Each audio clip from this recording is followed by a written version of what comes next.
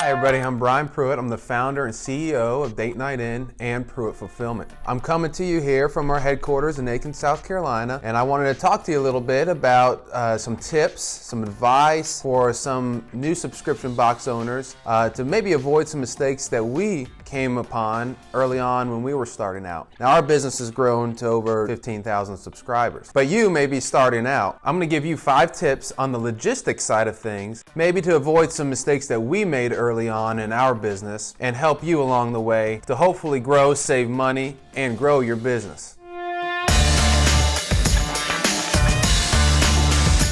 When we first started, we needed to order a whole bunch of items in bulk. We weren't really sure how to go about doing it. And so what we actually did, we ended up paying a ton of money for freight shipment. We didn't know, at the time, we didn't have a dock to have a giant 53-foot freight truck come back up to. So we had to pay for a lift gate, which was extra with the freight company. And we were actually doing that for a couple months before we got smart and we realized that we can actually go out and we can shop around different freight companies. And we actually were able to lower our freight costs by about 70% just by having a contract in place with a reputable freight and shipping company. Now you can shop around too. There's not just any one freight company that you should go to. I recommend shopping around and using prices to really lower what your end cost is going to be. Okay, rule number 1. Before you even get started, when you start shopping around for the items that need to be inside of your subscription box, you need to make sure you get a good discount on your freight shipping. When you start scaling up, your company is going to get bigger and bigger. The amount of items you put in the box, the quantity is going to grow more and more. And in order to ship that and inbound all of that stuff, you need to make sure that you have a quality freight company to bring those and deliver those items to your door. Now, what we did early on was we didn't really shop around our different freight companies. So we were paying a pretty penny without the knowledge of how freight companies work. Now you can negotiate different contracts. So it's important to shop around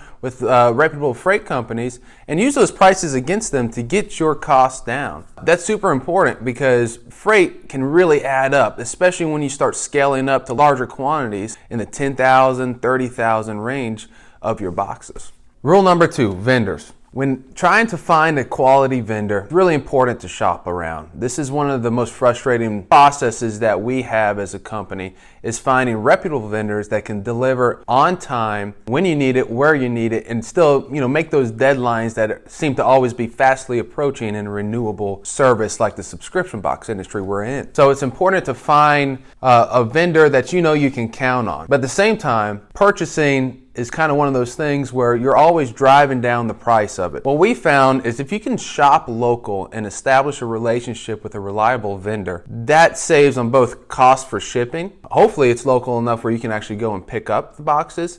However, if you need delivery, it also cuts down on the freight shipment for those boxes to get to wherever you're packaging your boxes at. 2, shop around. Use vendors against each other. Try to lower your prices. We do ship across the country when we're inbounding items, but that's because we're able to get such a low discount. Perhaps you can do the same thing. Remember, the more you buy in a quantity, the cheaper you're going to get the items for.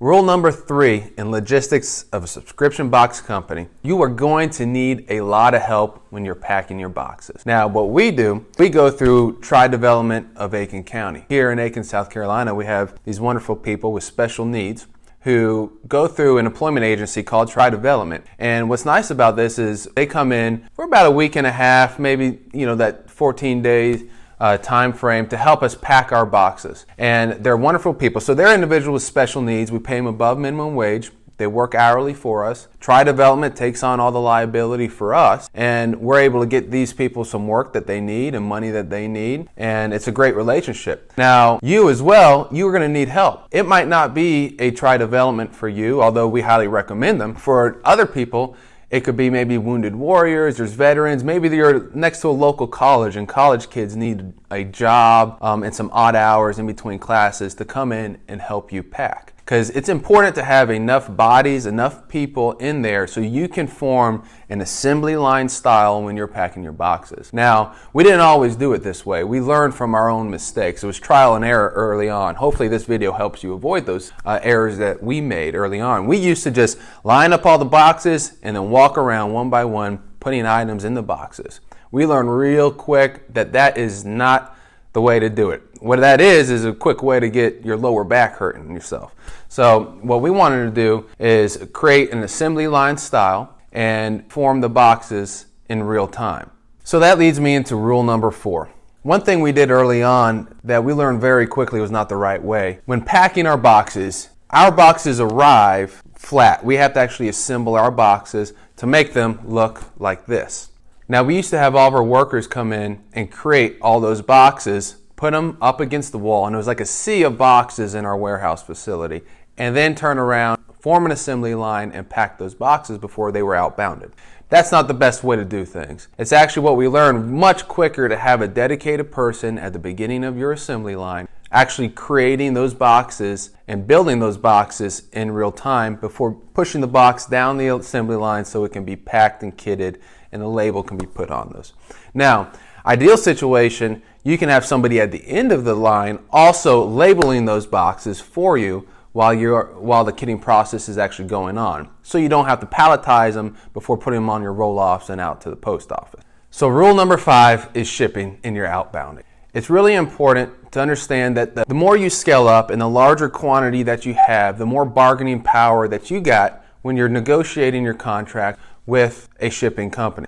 There are tons of shipping companies out there. Some are cheaper than the others, but some are also more reliable than others. And so it's a trade-off. Really, what you value more is quicker better. Maybe some months of the year, having a shipping company that's a bit quicker around the holidays is a better thing. Maybe there's some that are more expensive, but having that reliability might be worth paying that extra money for. What we do, we actually have 2 different shipping companies, one for international shipments and one for domestic shipments. That's not always the case, but it's important to shop around. Figure out what's best to you and negotiate your prices. Like I said before, the larger volume you have, the easier it is to negotiate those prices. So it's important not to sell yourself too short and never be afraid to ask. See what it's like, call the right people, do your research, and try to get that lower prices. For us, shipping is our biggest cost outside of our own personnel, paying our own employees. So it's important to remember, it doesn't hurt to ask. You may not always hear what you want to hear, but as you scale up, you'll realize that you have way better bargaining chip. All right, guys, and those are my 5 rules, 5 tips of how to hopefully help you make your logistics side of your subscription box company a little bit better. Hopefully I can save you some money and time and effort. The whole purpose of this is so that you avoid some of the mistakes that we made as a young company. As we continue to grow, we continue to get better. The trial and error process is super real in a young subscription box industry that we're in. So thank you for your time. I hope you enjoyed, and hit that subscribe button for me.